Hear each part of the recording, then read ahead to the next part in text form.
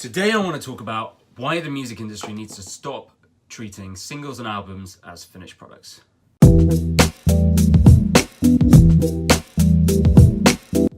For almost 100 years, the way we consume music was rooted with the concept of ownership. You had to buy a physical vinyl or CD or cassette. And in the 2000s, you had to own a digital asset, a digital download. In 2018, that's kind of increasingly irrelevant. Digital streaming is on the rise. And aside from a resurgence of vinyl, it looks set to dominate the way we consume music for the foreseeable future. With this change of the way we consume music, it's time for the music industry to stop thinking of a single or an album as a finished product. Obviously, when you're putting out physical products, it's impossible to go back and retroactively change a song, add new songs to an album without doing a re-release. But with streaming, that's very much changed.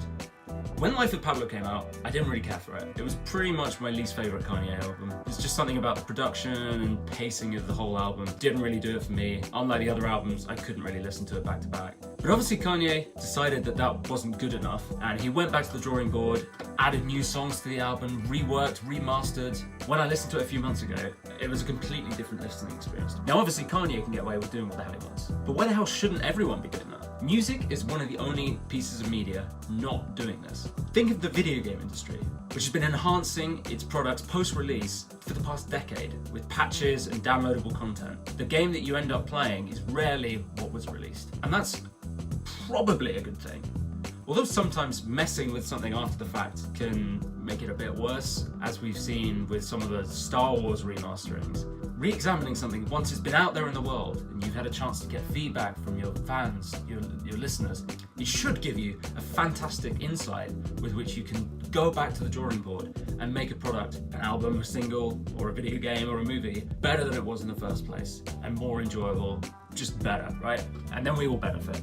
So if an artist were to re-release a song, change an album over time, well, how would that manifest itself? So I'm really interested in how platforms like Spotify, other streaming platforms, can incorporate this idea of albums and songs changing over time into their UI, into their platform. Even something as simple as a drop down on a song, allowing you to scroll back through versions of that song, could be a really simple way to allow users to see how a song has evolved over time. And why is it important to do that? Well, it shows to a listener that their thoughts and their feedback are being valued by an artist. And it also enables a sort of more collaborative relationship between an artist and their fans is increasingly important as the proliferation of social media and the whole nature of the way that an artist makes their living in 2018 changes. But I'm really interested in how the music industry can benefit from Patreon-esque models. As you move towards a stronger relationship with an artist and their fans, you need a streaming platform that supports the idea that the fans have some kind of input into the music. And the idea of an evolving album and an evolving single is potentially a really good way of enabling that. As I mentioned, Kanye also added whole new songs into his album. Scrolling back versions of an album where songs have been added and removed is maybe more complex than scrolling back versions of a single song. But I would question, when you don't have a physical album, do you need an album anymore?